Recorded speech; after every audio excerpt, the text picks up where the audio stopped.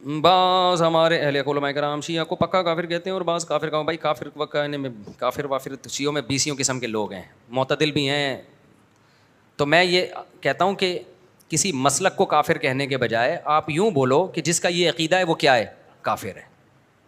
جو نبی کو حاضر ناظر جانتا ہے بلا کسی تعویل کے وہ کیا ہے، کافر ہے. جو نبی کو مشکل کشا مانتا ہے بلا کسی تعویل کے وہ کیا ہے، کافر ہے. تو جو حضرت عائشہ رضی اللہ تعالیٰ عنہ پہ زنا کی تہمت لگاتا ہے وہ کیا ہے، کافر ہے.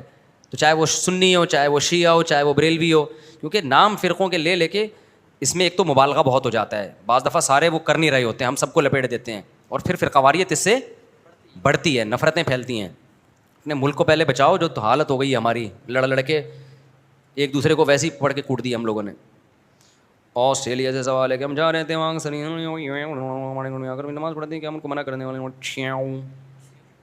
کہہ رہے ہیں. ہم جہاں آسٹریلیا میں رہتے ہیں وہاں اکثر اہل تشیع حضرات، وہاں جس علاقے میں رہتے ہیں وہاں زیادہ تر شیعہ حضرات ہیں، تو ہمارے گھر میں آ کر اپنی نماز پڑھتے ہیں. پڑھنے دو بھائی میرے بھائی، وہ جائے نماز پہ ڈیلا رکھتے ہیں، رکھنے دو. آپ کے گھر آ کے نماز پڑھ رہے ہیں نا، کوئی آپ کے چوری تو نہیں کر رہا نا. بار بار میں ایک بات کہتا ہوں، دوسرے کے مسلک کو چھیڑو نہیں، اپنے مسلک کو چھوڑو نہیں. ہاں جب وہ حق کی تلاش میں آپ کے پاس آئے دلائل، تو علماء سے دلائل پوچھ کے اس کو محبت کے ساتھ سمجھا دو. مان جائے ٹھیک ہے، نہیں مانے تو اس کی مرضی ہے بھائی. اتنی دنیا میں اور کچھ ہو رہا ہے تو کیا ہو گیا. تو یہ ضرور ہے کہ کوئی بھی شخص، چاہے وہ سنی ہو چاہے وہ شیعہ ہو، آپ کے سامنے صحابہ کی گستاخی نہ کرے. وہ اب بولو بھائی یہ حدود سے کیا ہو رہا ہے. دیکھو کوئی عیسائی آپ کے گھر آتا ہے، وہ نبی کو نبی نہیں مانتا نا، تو آپ کو پہلے سے پتہ ہے نہیں مانتا، پھر بھی آپ کے گھر آتا ہے، کھانا کھا کے چلا جاتا ہے. لیکن وہ آ کے آپ کے پیغمبر کو برا بھلا کہنا شروع کر دے، تو آپ کہو گے بھائی اب یہ کیا ہو رہی ہے، یہ زیادتی ہو رہی ہے. آپ کہو گے یہ کیا ہو رہی ہے، یہ زیادتی.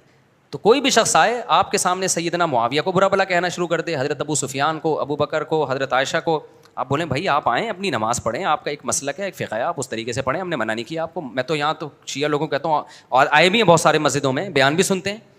ایک دن کسی جذباتی نے پکڑ لیا کہ شیعہ آئے نکالو. میں نے کہا تو مجھے بہت غصہ ہے. میں نے کہا کس بیس پہ نکال رہے ہو بھائی، آپ مجھ سے پوچھے بغیر آپ یہ کام کر رہے ہو. تو یہ بدتمیز ہر جگہ پر ہوتے ہیں. میں نے کہا آئیں بیٹھیں بھائی. تو مجھ سے ملتے ہیں بہت سارے شیعہ لوگ بھی، میں کہیں جاتا ہوں نا اور بتا رہے ہوتے ہیں میں شیعہ ہوں لیکن آپ کو سنتا ہوں، تو ہمیں عادت نہیں ہے اس کو جا کے چھیڑنا شروع کر دیں، پن کرنا شروع کر دیں. میں کچھ بھی نہیں کہتا.